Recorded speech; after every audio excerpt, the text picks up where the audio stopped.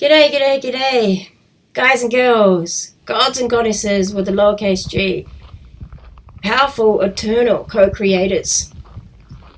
We have a problem. The problem is slavery, human slavery to be specific. The answer, the solution, is natural law.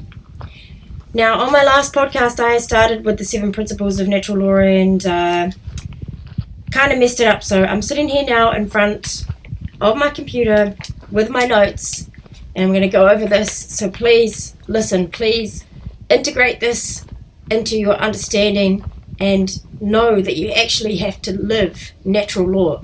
And let me just start by saying natural doesn't mean natural world, like might is right, like the animals behave. Humans have the capacity for higher intelligence and for reason, to discussion, to be able to discuss things, to speak about things, to philosophize about things, to have a higher understanding, a higher consciousness than animals do. Animals base their life on instincts. Yes, humans use our instincts as well, but we have a capacity that is much higher for reasoning, philosophizing, and decision-making than animals do.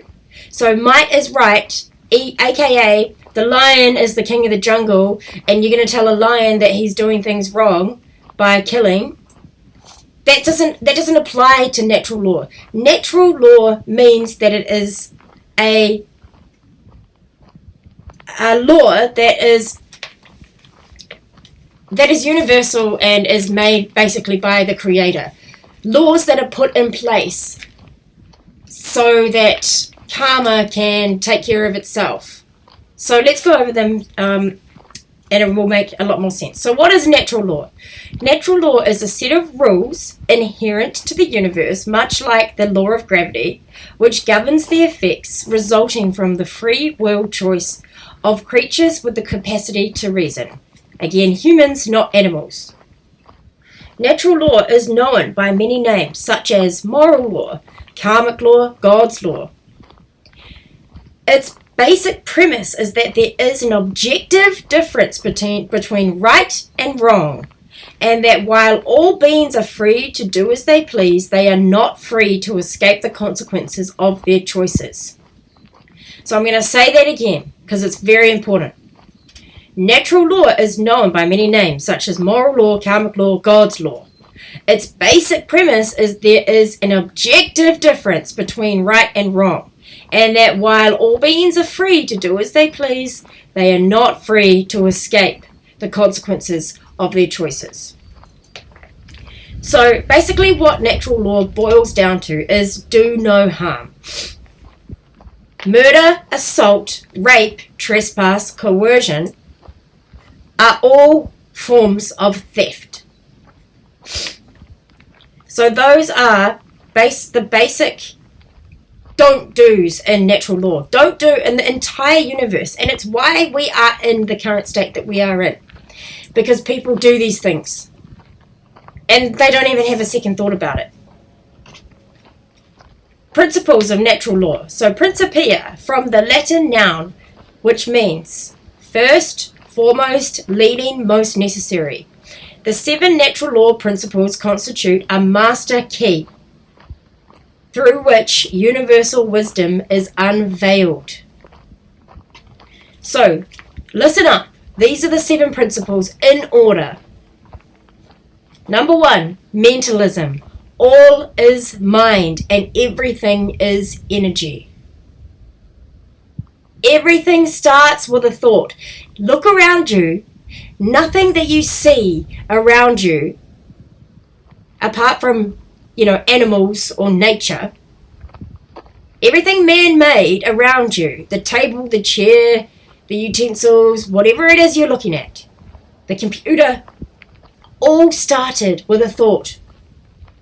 And it then those thoughts had to be processed and put into action with the hands or the mouth, speaking or doing. Number 2, correspondence. As above, so below. Everything is self-similar and has reflecting qualities. So An example of correspondence, as above, so below, would be that our human bodies, is made up of trillions of cells. And those cells make up our human body. And then if we go down, and then if we go out, we go up, as above, so below. So that's below and above. All of the human species, all of the 8 billion of us on the planet, they all make up the human species. And it makes up the earth.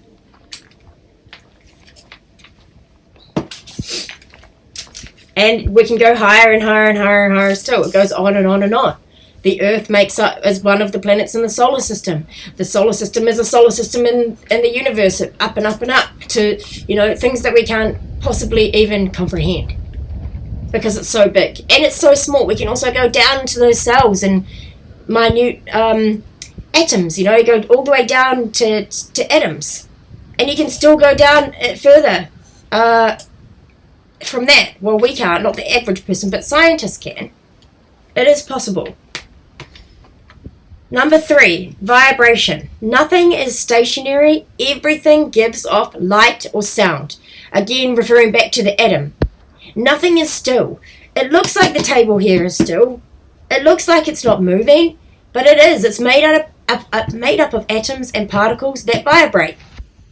Everything is energy. Like Nikola Tesla said, if you want to understand the universe, you need to start thinking in terms of energy and frequency. Because everything has an energy. Everything has frequency. And energy never dies. It only changes form. Number 4, polarity. Everything comes in pairs and has its polar opposites. Black and white, up and down, wrong and right, male and female. Everything has its pair. And everything has its opposite, its polar opposite, good and bad, right and wrong action, right and wrong thought, right and wrong behavior, happy and sad, hot and cold. We can go on and on and on and on and on. Number 5, rhythm. All is ebb and flow, action, reaction, advance, recoil. So, a good example for rhythm, for the 5th principle of natural law, would be the ocean. The ocean is constantly moving. It is constantly going in and out. Waves roll in, and the undertow pulls them back out. Waves roll in, the undertow pulls them back out. It's always moving. It's always in rhythm, ebb and flow. Number 6, cause and effect. Everything happens according to natural law. So for every action, there is an opposite and equal reaction. It might not come instantly. The reaction might not come instantly. Oftentimes it does, but it might not always. And we'll get into that more on another podcast or a little bit later, taking it out with the 2nd principle correspondence, how that affects us. How the things that we do, the causality of why we are in the current state of slavery that we are in, and the effect of that. I mean, you look around you, you can see the effect. But unfortunately, the cause might have happened thousands of years ago, hundreds of years ago, and not been changed the whole way through. Because, how many people do you know talk about natural law, teach natural law, preach natural law? So, cause and effect, number 6. There's always a cause for an effect, and there's always an effect from the cause. Now, you have a think about that. 7 is gender. Animate or inanimate, everything has its male and female properties.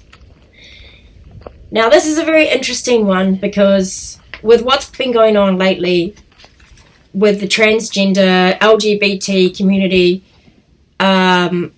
saying that gender is a construct and that you can pick your own gender, and there is many genders, basically an innumerable number of genders. Well, that's just wrong. It's just wrong. It's incorrect. That's it. It's simple. Because you look around with your observation skills, with your eyes, with your ears, with your senses. Natural law is a science. It can be observed. It is a science. It is not a belief system. It is not a religion. So, in order for the human race to continue, in order for anything to continue, animals, plants, anything natural, anything organic, which we are from nature, we are of nature. Anything that is of nature has its male and female properties. In order to create a child, you need to have the sperm and the egg. We can do artificial insemination, but it still doesn't take away from the fact that we have to have both the male and the female properties. Right, so those are the 7 principles, and I apologize if I sound a little bit edgy, but I just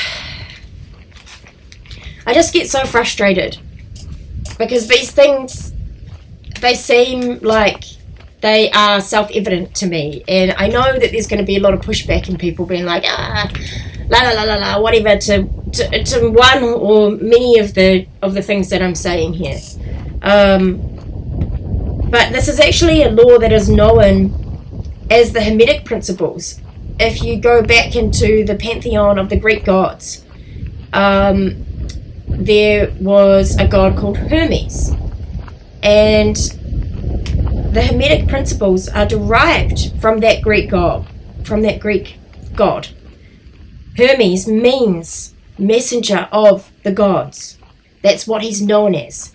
And this law, natural law, the 7 principles of natural law, and the 7 transgressions of natural law, murder, assault, rape, trespass, coercion, deception, and I have to think about the next one, murder, assault, rape, trespass, coercion, deception, which is lying.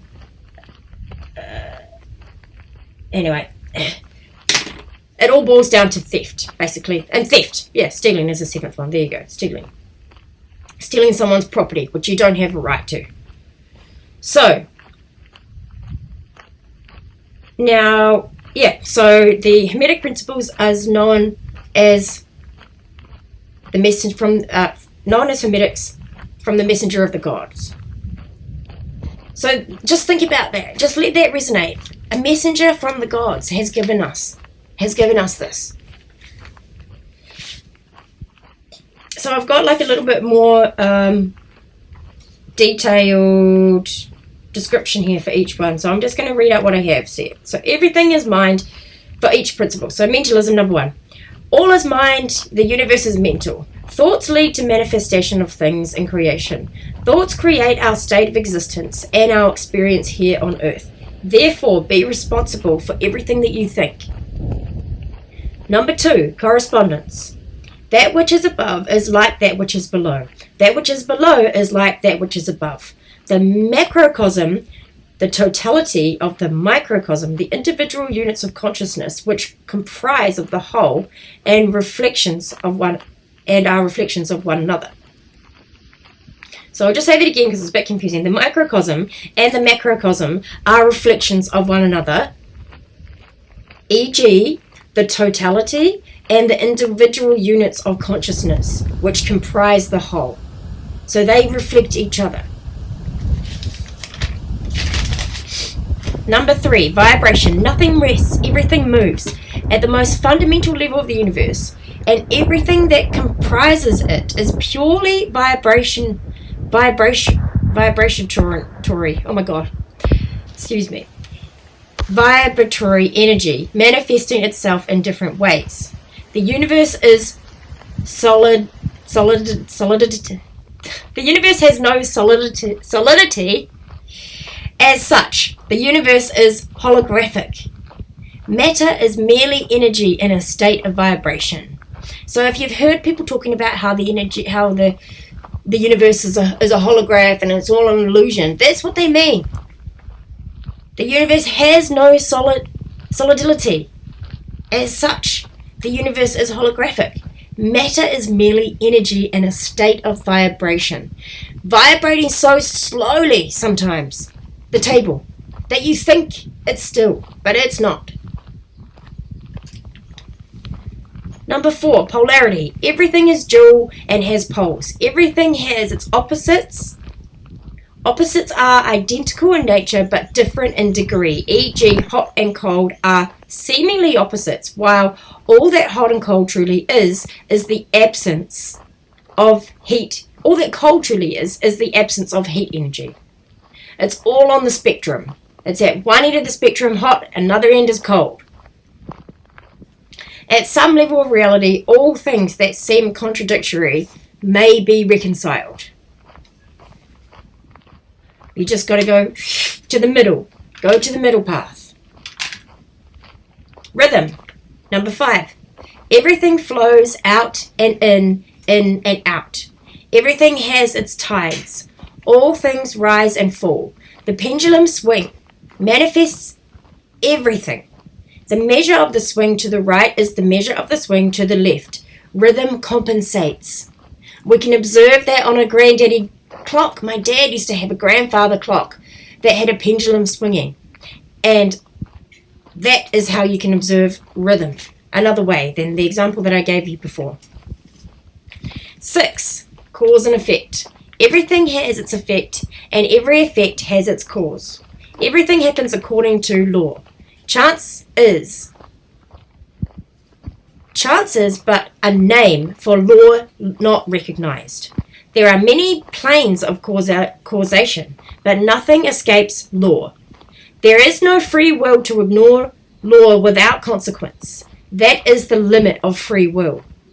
That is why natural law also sometimes is referred to as consequentialism. So I'll say that again. There are many planes of causation, but nothing escapes the law. There is no free will to ignore the law without consequence. And the last one, 7, gender. Gender is everything. Everything has its masculine and feminine properties. Gender manifests on all planes, while every person has a biological sex.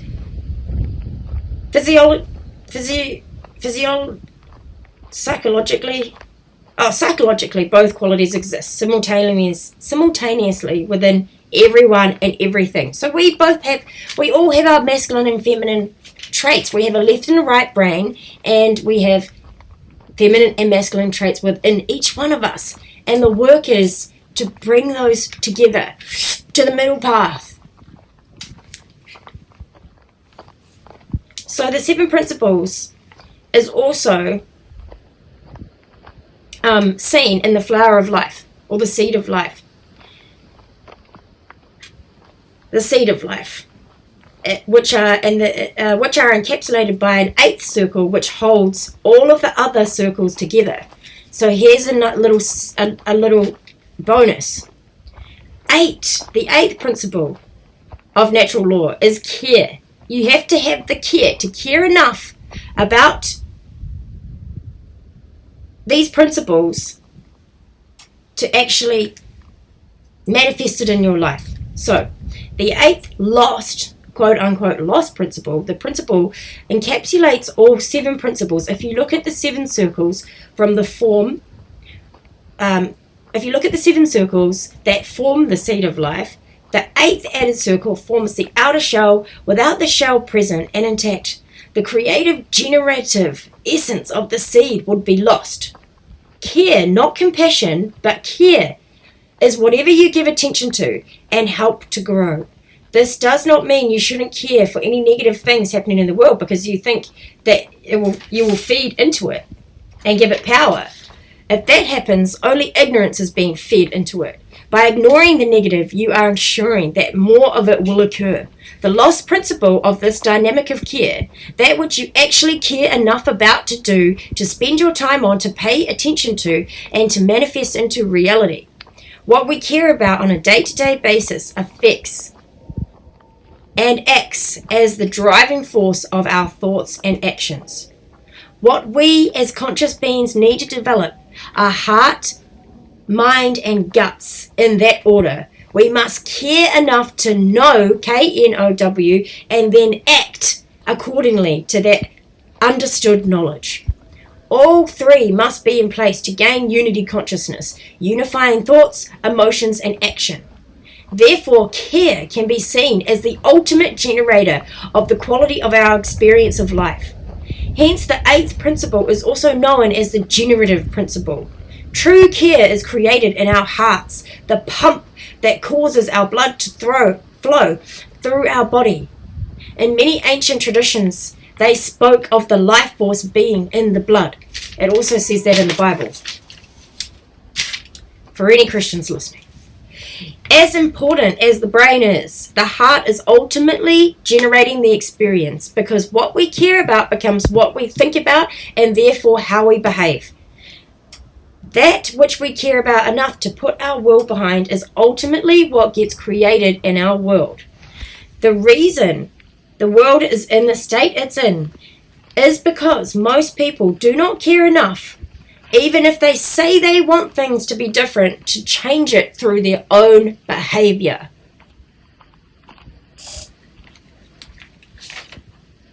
So I'm just going to read off quickly the natural law transgressions. Harmful actions, the things that we shouldn't do, say no to, the powerful forgotten word N-O.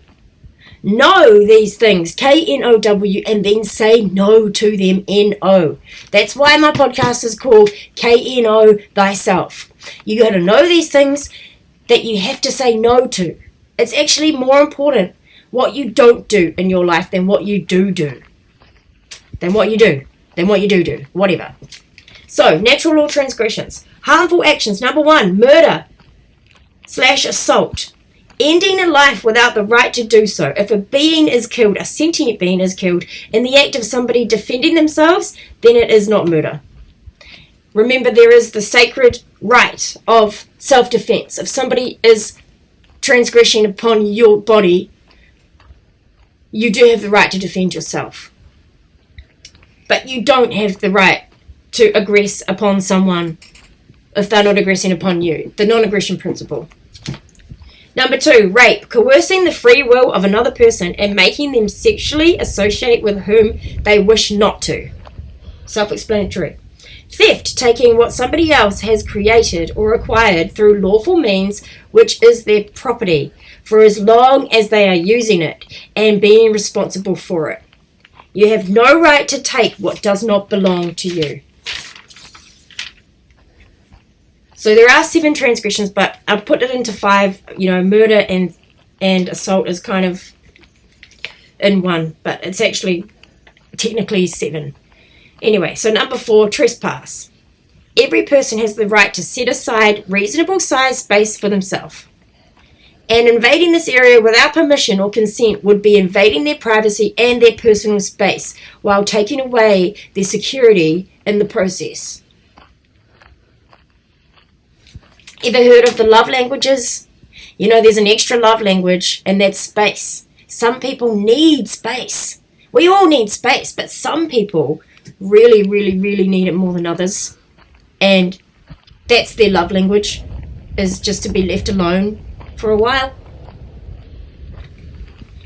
Coercion, forcing somebody through threats of violence to have their will comply with yours, whether they wish that to be the case or not. Making somebody do something against their will is not a right. So although this is already a short and seemingly simple list, all these transgressions can ultimately be narrowed down to just one thing: theft. Some form of property is always being stolen when a wrongdoing is committed.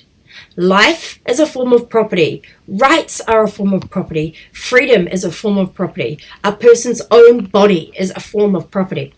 There is no such thing as a delegation of a wrongdoing. If a specific action is not granted to an individual, then that action cannot be delegated, granted, or licensed to any other individual or group of individuals and suddenly be called a right. The action forever remains wrong under natural law. And an example of that would be the government. Who delegates the rights to them to come into your house and take away your security in the process because they're trespassing? Who gave them? Who delegated the rights for the police to do that?